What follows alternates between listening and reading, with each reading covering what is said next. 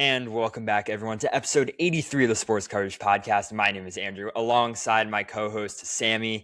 Sammy is back for the second time this week, this time for a full episode as promised, since Vince can't be with us tonight. But we're going to break down a ton of different sports, including the World Cup, which is ongoing right now as we're filming. Colombia and Portugal are wrapping up. We also want to talk and get back into the MLB landscape because things are going to be changing with this year's trade deadline coming soon. And of course, talk about some more NBA as we did the other night. Make sure to go check out after you watch this video. Sammy and I break down the first round instantly after the NBA draft occurred. But Sammy, thank you for joining me tonight. Yeah, it's great to be back. Sports are at an all-time high right now with the MLB trade deadline approaching, and of course, the World's game, the World Cup on. So excited to talk about it. Yeah, so let's dive right into it. We said we're going to start with Major League Baseball. And the biggest rumor that is swirling around baseball right now is Tarik Skubal, the best or one of the best pitchers in the MLB currently and over the last couple of seasons. And the first thing I want to preface is we don't even know if we're having an MLB season next year. So there's a lot that already is going to go into how teams are going to approach this deadline when the Tigers are already seemingly actively shopping Tarik Skubal around to some of the top teams in baseball. Now, me personally, I'm a Yankees fan. So I would love to have Skubal, and I think that would bolster already one of the best rotations in the league. But I'm scared about what we might have to give up. But Sammy, I'd like to hear your opinion first. You are a Phillies fan, so I don't know how much your fan base has been diving into these rumors. But if you had to guess, one, is Skubal going to be going anywhere at this deadline? And two, do you have a place where you think he will end up? Okay, so number one, Tariq Skubal, great baseball player, Cy Young winner, back-to-back years. The guy puts off massive numbers every single year. Personally, do I think he will get traded? Yes, because we saw these rumors last year, and especially during the offseason. The Tigers were a playoff team last year. This year, they are, at the moment, 13 games below 500. So when you look at and see if they're buyers or sellers at the deadline, I'd call them sellers, and I think that's selling Tariq Skubal. And to answer your second question, what team do I think he will go to? I think it's tough. I think as a Phillies fan, we already have two aces with Christopher Sanchez and Zach Wheeler. So I think, yes, Tariq Skubal, great pitcher, but I don't really know who we would be able to give up because I'm fine with Christopher Sanchez and Zach Wheeler as our 1 and 2 aces.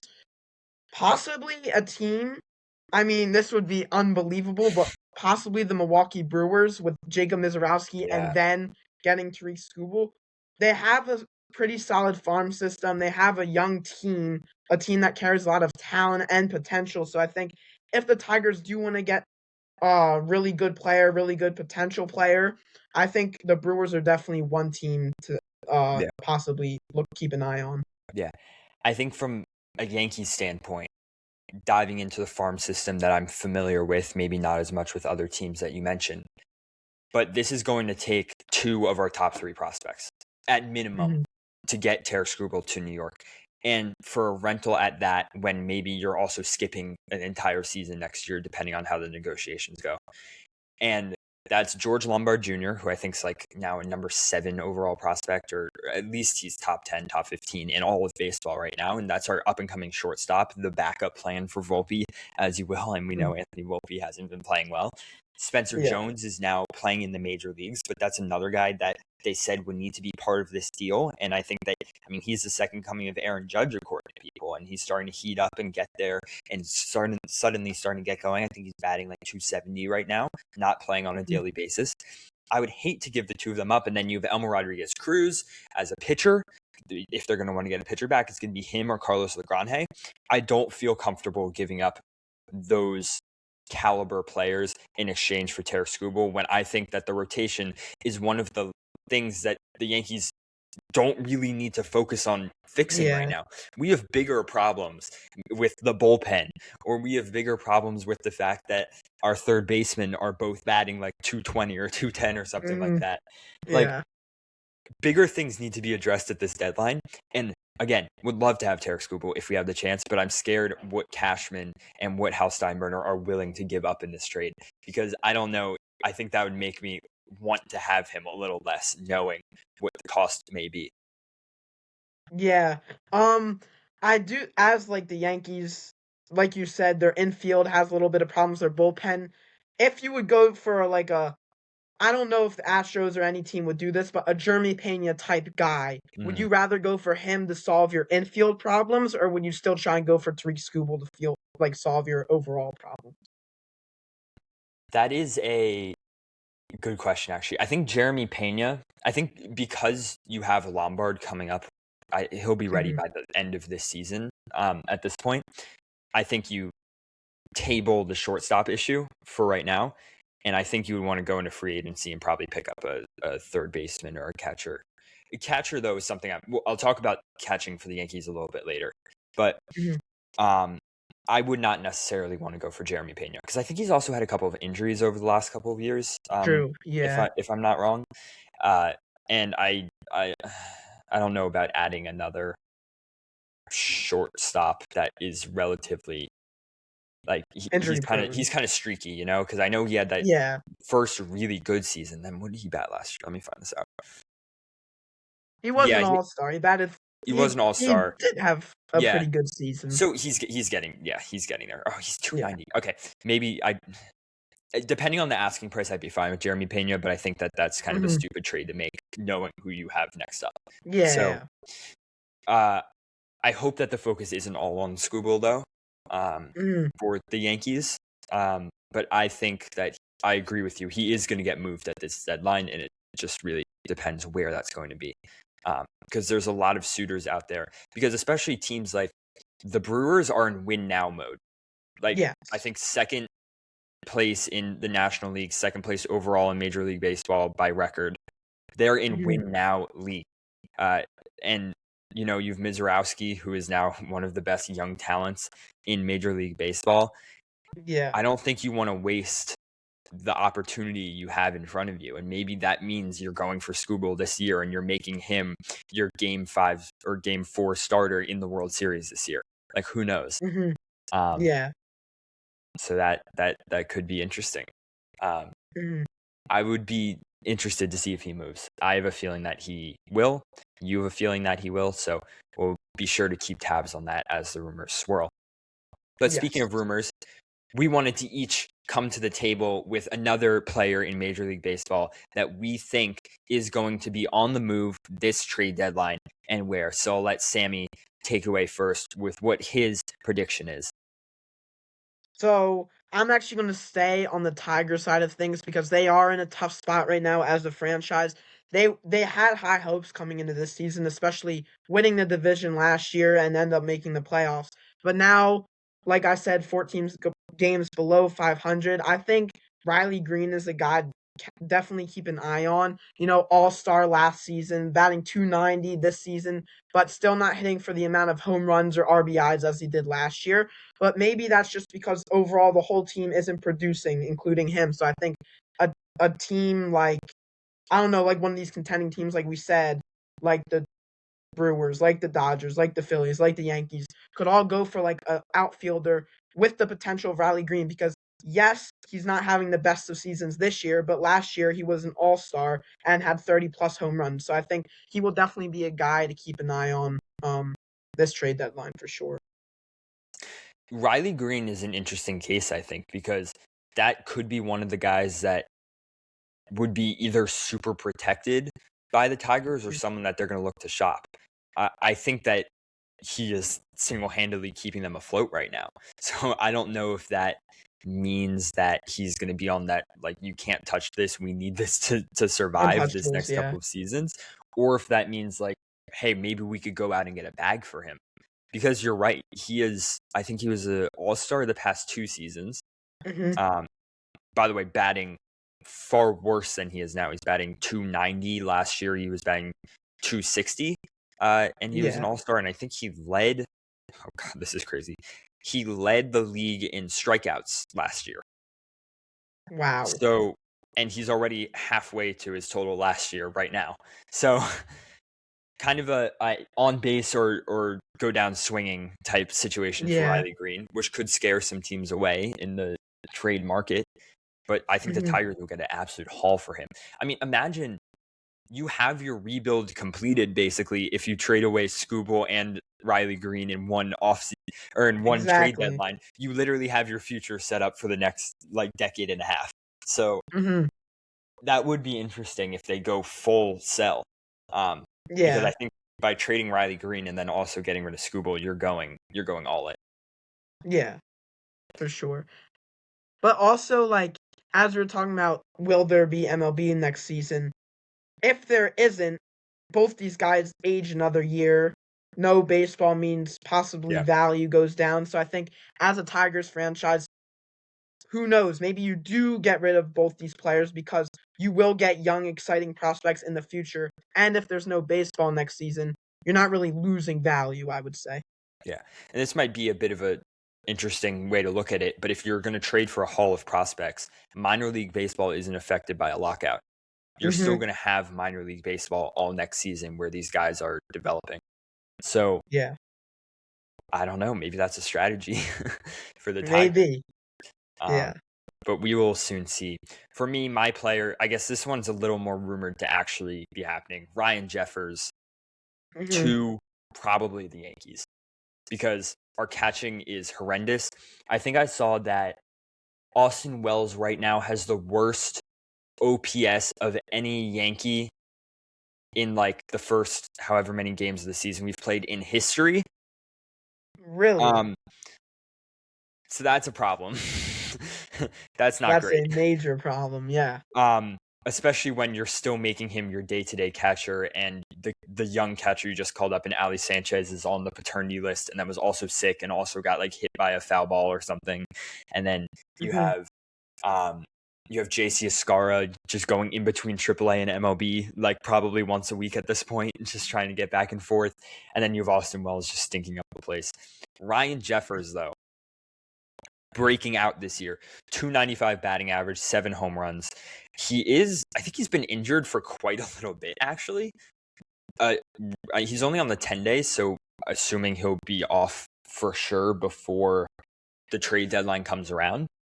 Um, but yeah, I think Ryan Jeffers is literally the perfect person to target. And the Twins aren't going to ask a huge amount, I would hope. That this may Yeah. still mean someone like either, now here's where it gets separately, either Spencer Jones or Carlos Agrange or George Lombard. One of the three may be on the move, but it's not going to be Hmm. a package that sends away basically our future for Tarek Skubal for a year. Exactly. Yeah. So, I think, yeah, especially seeing what Austin Wells did last year, this is definitely disappointing if you're a Yankees fan like yourself. So I think going out, getting a catcher, veteran Ryan Jeffers, I think that'd be a pretty solid addition for you guys, especially like as a catching problem. Gary Sanchez had really good seasons, but then he had that one fall off season, and he yeah, hasn't been the same since. Hopefully, Austin Wells isn't like that, and then hopefully Ryan Jeffers can solve that catching problem that you guys had for a little long time. yeah. I mean, I'd be excited if the Yankees can actually do something helpful at the deadline. And they're also saying Carlos Agrange is almost ready to be added to the bullpen, like within the next month. The major league bullpen, I mean, because he was a starter, he's transitioned into that bullpen role, so could be interesting. Maybe the future's exciting. Definitely. Yeah. um, are you participating in any of the All Star Game festivities in your hometown? See, I've been wanting to go to the home run derby for so long. Like I understand the All-Star game's all fun and all, but I think the home run derby is one of the most exciting events in all of sports, not just the MLB, seeing home run after home run excitement. Um but unfortunately those ticket prices are really really expensive. So as much as I do want to go, I'll definitely be watching on TV, of course, but uh won't be able to make it down to CBP, but it definitely will be a nice atmosphere because I know Philly fans and casuals will all show out. Yeah, I mean, I think that having it in Philly is going to be pretty cool, especially when you have all that kind of open space around the ballparks to have Yeah, festivities, and Broad Street is going to be like, yeah, I'm really excited for that. I think it's going to be cool. yeah, Um, and yes, I did look at tickets a little bit ago, and they weren't great. So yeah. No, so maybe I'll see if I can go to like the red carpet or things like that. The free hmm, events that come with yeah, it all. Um, let's pivot a little bit. Let's talk about some NBA because we were kind of keeping up with all these trades throughout the week and stuff like that. But one that came a little bit later on is LaMelo Ball being traded away from the Charlotte Hornets.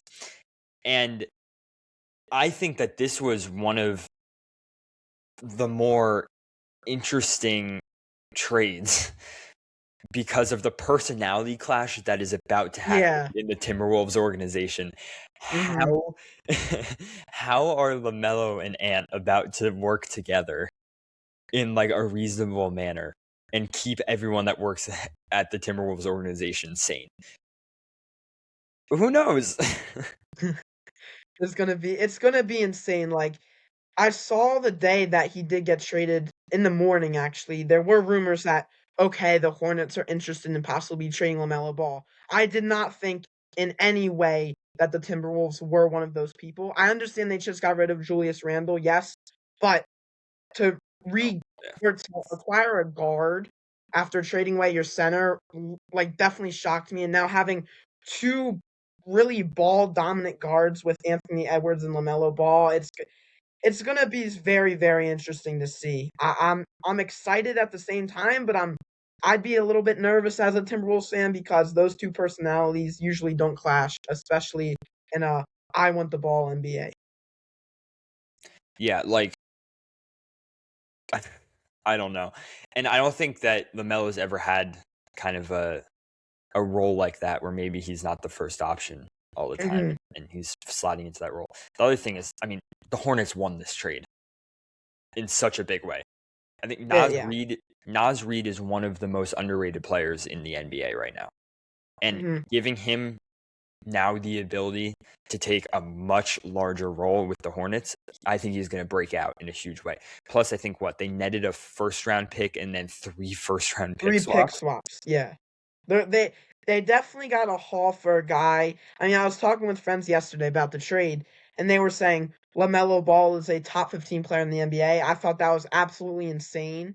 But I guess the Timberwolves did think he is a top 15 player in the NBA with the haul they had to give up for LaMelo.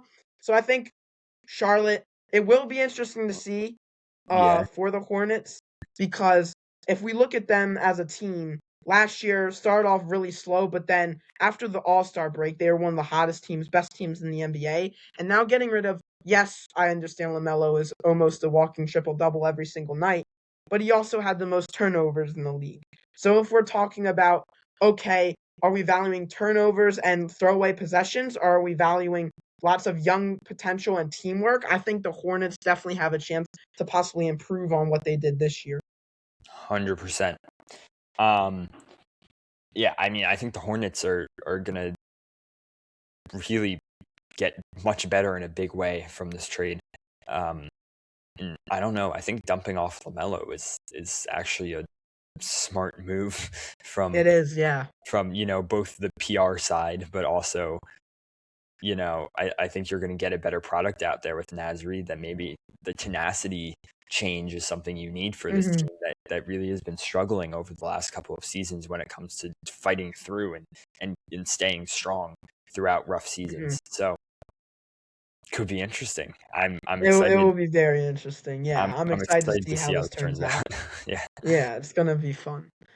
All right, let's take the last little bit to break down, as you said earlier, the World Cup.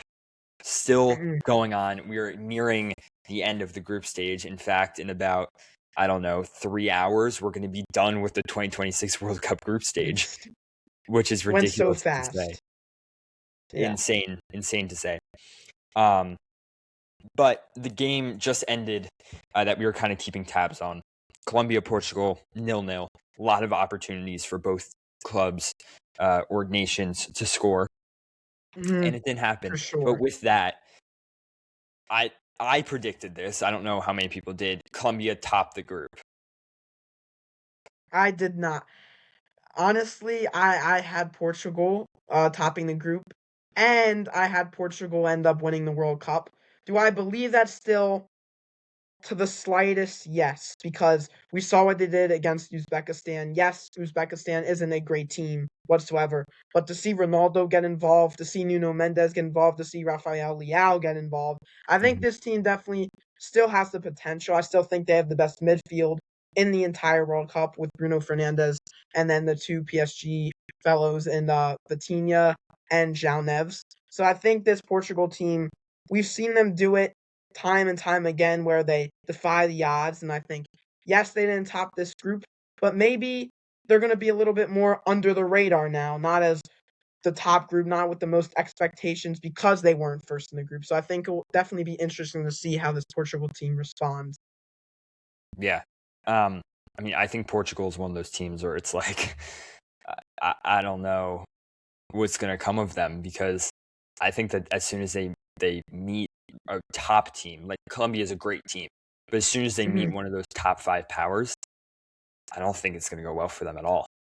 I don't know if they have what it takes here. And I will say also, DR Congo advances Yeah. with 4 points. Um, which, they were kind of gifted the fact that Uzbekistan was in their group. um, Mhm. but that's a big thing for their country, to advance here. So that's exciting as well. Yeah. Um, I think it's been before we keep going, do you think, like, we've seen now Cape Verde qualify for the first time? We saw these smaller nations like DR Congo qualify for the round of 32 for the first time. Do you think the expansion of the World Cup, I'm personally love the expansion because it brings more Cinderella stories. Are you a fan of the expansion? yeah, yeah. I'm a fan of the expansion. I think it did what it was supposed to do, brought more eyes to the World Cup, I would say Mhm. 100%. Um, it keeps you kind of on your toes a bit if you're a team like um, England in Group L. I would say like they Mhm. were a bit scared by Ghana for a bit, or you have Yeah. teams like Cabo Verde, like you said, taking down Uruguay, who is Mhm. one of the best teams in Copa America a couple of years ago.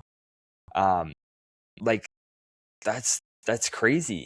Yeah. Sweden is able to get through in this new format in a group that was stacked with the Ivory Coast and Germany.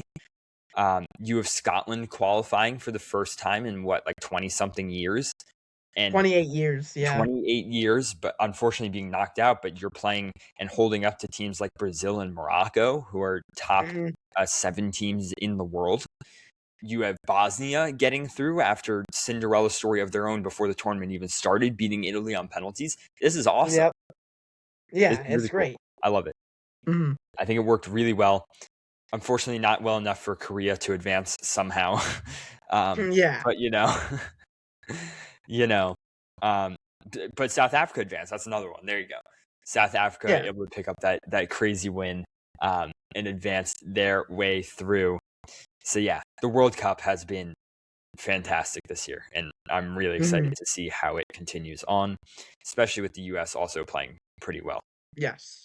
It is. It's exciting to see because as people that live in the US, we don't recognize soccer as one of the four major sports. We have our four major sports in our opinion. And to see soccer, like especially this summer, take off. Like I'm talking with friends that have never watched soccer before and they're all in. They're watching every game this World Cup. They're watching every US game this World Cup. I think it is pretty cool to see how this World Cup's kind of unifying and exploring new fans that maybe never really gave soccer a chance. Yeah, yeah, it's been really exciting to see, and yeah, I can't wait to see what continues to happen, because like the U.S., I think Bosnia is their first round team that they're going to Yep. face. So Mhm. who knows what's going to happen there? I mean, I think Bosnia is a pretty strong team. I don't think the U.S. should have a problem necessarily, but that's already a good first round matchup. And I think even though there's the expansion here, maybe you think like in March Madness, how the second round games aren't much better usually than the first round Yeah. games, right? But you're about to Mhm. have Netherlands, Morocco. I Yep. think what Japan, Brazil. Yep. You're gonna You're have having Japan, the Brazil, U.S. play a pretty good team in Bosnia, like Portugal, Croatia. Portugal, Croatia. Oh my God, that just happened. Yeah. Belgium, Senegal is going to be great. France, Sweden is going to be great. Germany, Paraguay is going to be great. Like Yeah. they did There's a a lot of really there good. there's good matchups here left. Mexico, Ecuador. Wow. Yeah, that's going to be really good. Ivory Coast, Norway, those two teams that maybe weren't expected to be here, they're playing each other. So I think it's really exciting to see. I'm very excited. It starts tomorrow, actually, Right, with the round of Canada. And 32. because Canada got second, they have to play now the round of 32 game in Hmm. America, in LA. Yeah, Um, yeah, which, as a host, I think it's funny that because of how this worked with the three countries, you can host the World Cup and still not play at home. So, yeah. It's funny to think about it like that for sure. um, I think there's one last game going on here, or It's two last games, Argentina's excuse group. me. And Yeah, that is going to be Austria and Algeria, right? And then Argentina and Jordan. yep, Jordan's already out. Argentina is going to yeah, be pretty calm because I think Argentina hasn't clinched first yet in the group, but they have clinched moving on. So yes. we'll wait to see that, because if either Austria or Algeria wins and Argentina loses somehow, Hmm. that's a whole nother That that story. that just sparks everything else. Yeah. Um, some teams that are on the rope still, I believe there's only one that's out of that group Iran, that's I'm on the pretty ropes. sure, is the That's only team Iran. left. Yeah. Iran with 3 points is on the ropes.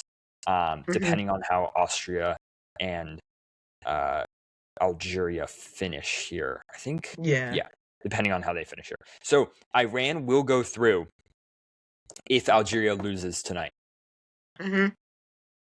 And now if Algeria wins, they're in, knock Iran out, and yeah.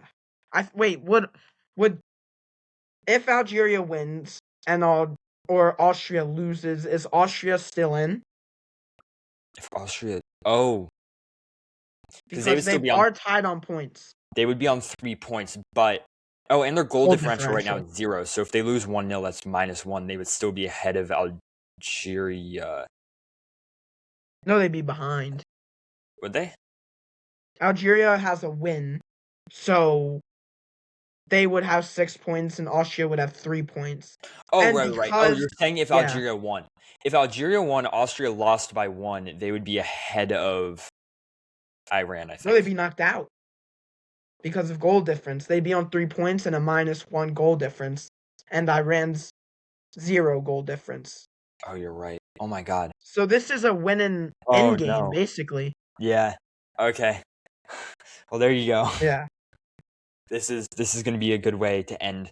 But that game's going to be kicking off soon, so I think that means we should wrap up episode 83 of the Sports Coverage Podcast. My name is Andrew, and thank you so much, Sammy, for joining us for this episode. There's a lot going on in the sports world, as Sammy said all the way at the beginning. This is one of the best times for sports we've certainly seen as we've been alive over the past couple of years. So, this has been really a blessing to see the World Cup come to our home country. You're going to get to see the All-Star game coming to your home city. Yep. And there's just been some cool stuff going on. I did see an NBA championship come to my city, but I'm not a Knicks fan, so we'll move on. But Yeah.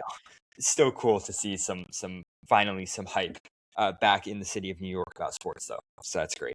Yeah. But again, Mhm. thanks everyone so much for watching or listening. Like and subscribe down below. Make sure to check out the Instagram for exclusive clips and other posts over there. Again, thanks everyone so much for listening, and we will see you soon.